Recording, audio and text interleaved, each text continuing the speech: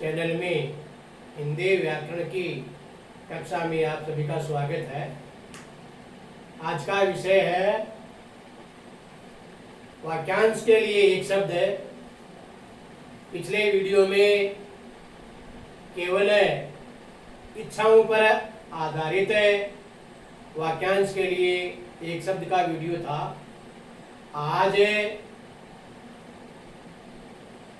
अनेक शब्दों के लिए जो वाक्यांशों के लिए एक शब्द आता है उस पर वीडियो है। वाक्यांश के लिए एक शब्द की आवश्यकता भाषा में कुशलता, प्रभावशालीता,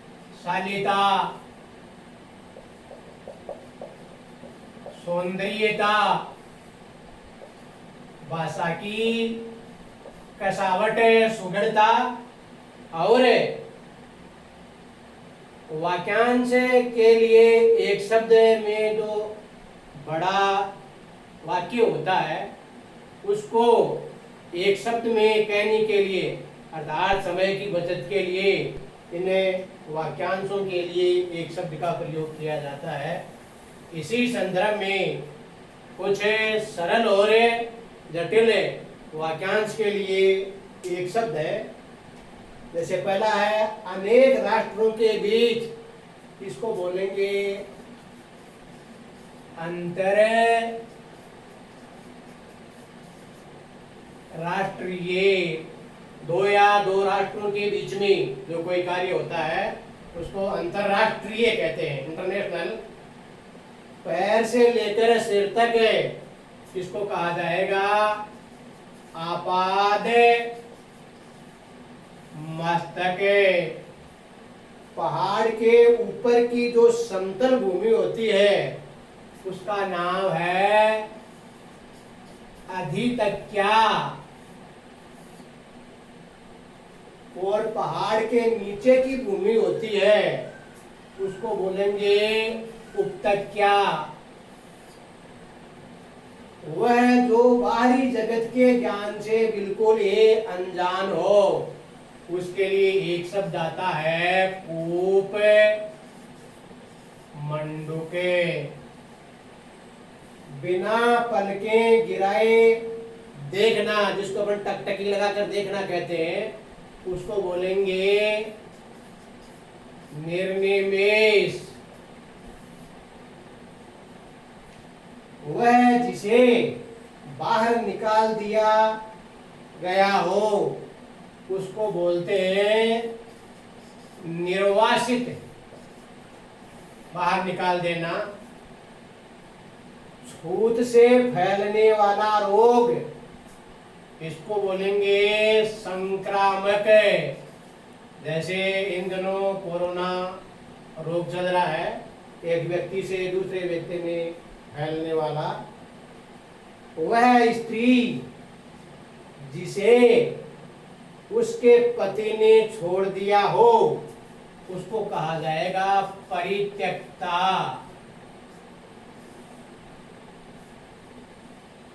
वह जो शीघ्र उत्तर देने की बुद्धि रखता हो प्रत्युत्पन्न मति, धन उत्पन्न जोड़ मति।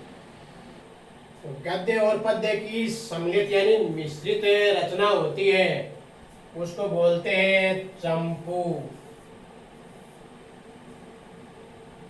महात्मा बुद्ध के पूर्व जन्म के कथाएं, जातक कथाएं, जातक। गोद लिया हुआ पुत्र, दत्तक पुत्र। अपनी विवाहिता से उत्पन्न पुत्र उसको बोलेंगे औरस पुत्र। दो बार जन्म लेने वाला,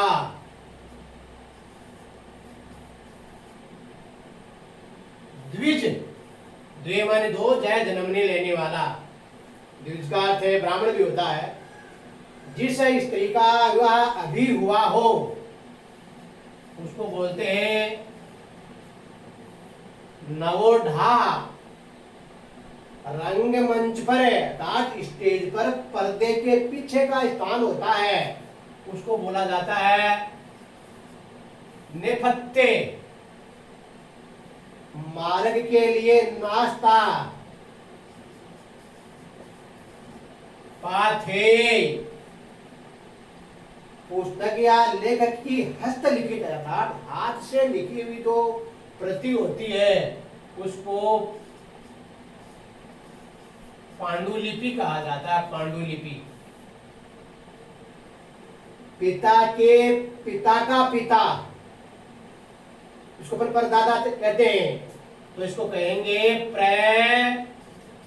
पितामह।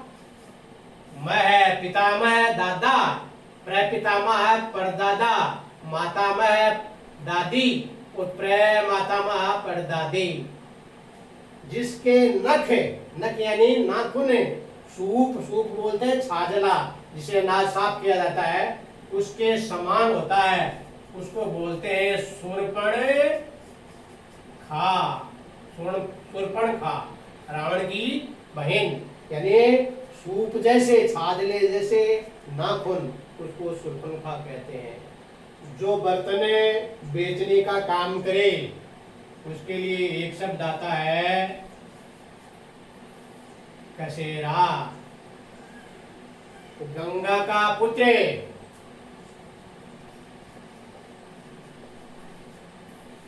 गांगे।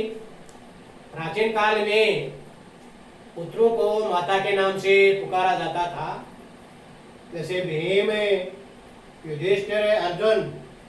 ये कुंती के पुत्र थे, इनको कौन थे? नकुल सहदेव माद्री के थे, तो माद्रे। कर्ण राधा पुत्र राधे, हनुमान जी अंजनी के पुत्र अंजने। ऐसे ही गंगा पुत्र भीष्म, तो उसको गांगे। जो छाती के बल चलता हो, पूरब अर्थात सर्प। सांप बिच्छू के जहर या भूत प्रेत के भय को मंत्रों से झाड़ने वाला, उसको एक शब्द आता है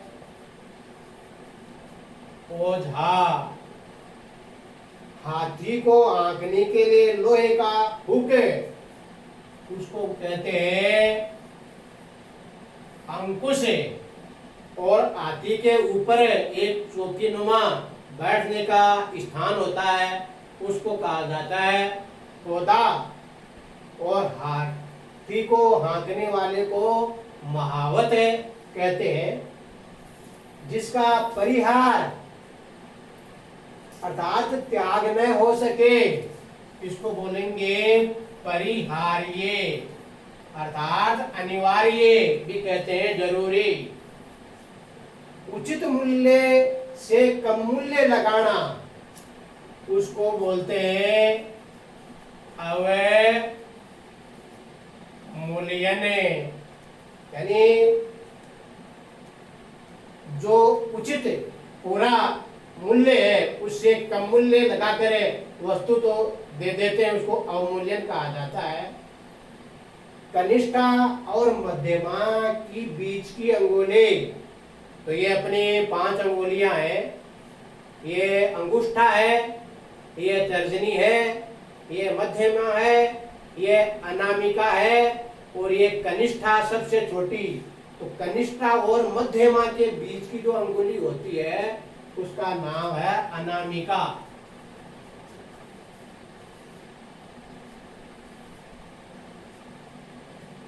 उत्तर पूर्व के बीच की दिशा, उसको बोलेंगे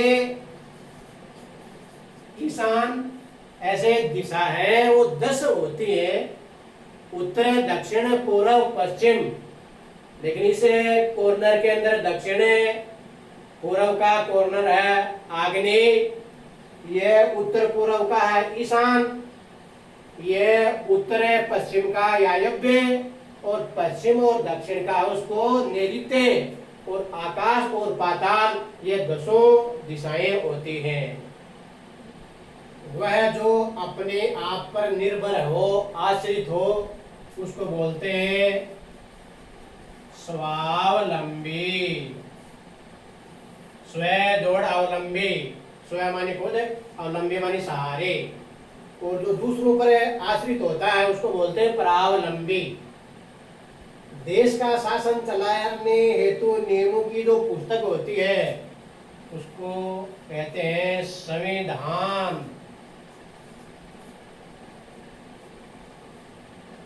वर्ष में एक बार होने वाला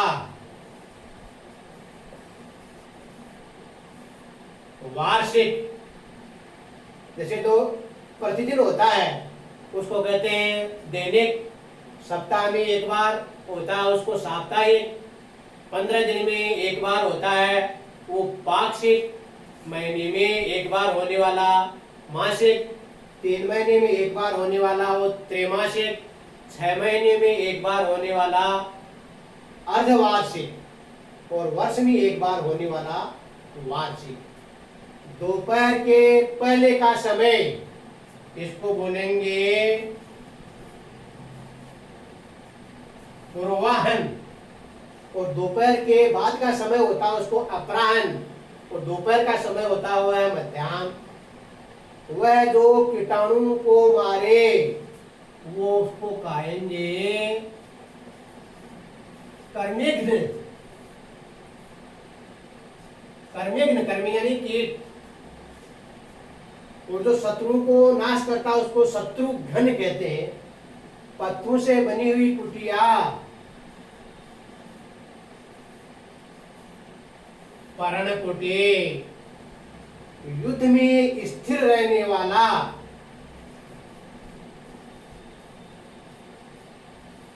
युधिष्ठिर। भिन्न जातियों के माता पिता की संतान औलाद उसको बोलते हैं वर्ण संकर। 25 वर्ष पूरे करने के उपलक्ष्य में होने वाला जो उत्सव होता है उसको बोलते हैं रजत जयंती। 50 वर्ष पूरे करने के उपलक्ष्य में होने वाला उत्सव होता है उसको बोलते हैं स्वर्ण जयंती। 75 वर्ष पूरे करने के उपलक्ष्य में होने वाला उसको बोलते हैं डायमंड जुबली। और आंख के सामने होने वाला उसको बोलेंगे प्रत्यक्ष।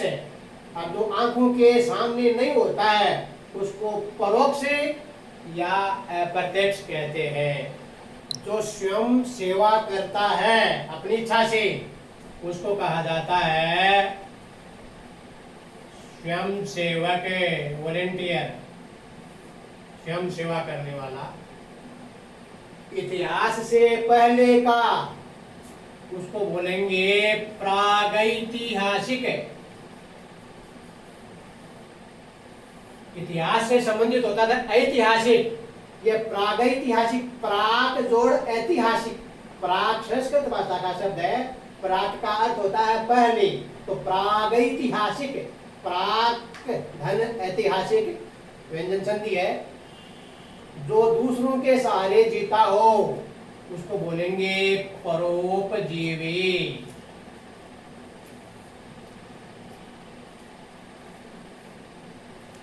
जिसे दूर करना कठिन हो, दुर्निवार।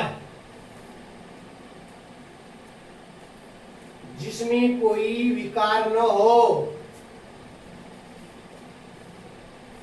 निर्विकार।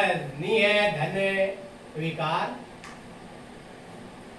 नया आया हुआ व्यक्ति, नवागंतुक। नव धन आगंतुक, गंतुक जाने वाला, आगंतुक उपसर्ग लग गया आने वाला, तो नव धन आगंतुक। किसी उक्ति को पुनः कहना, शायद रिपीट करना, उसको बोलेंगे पुनः।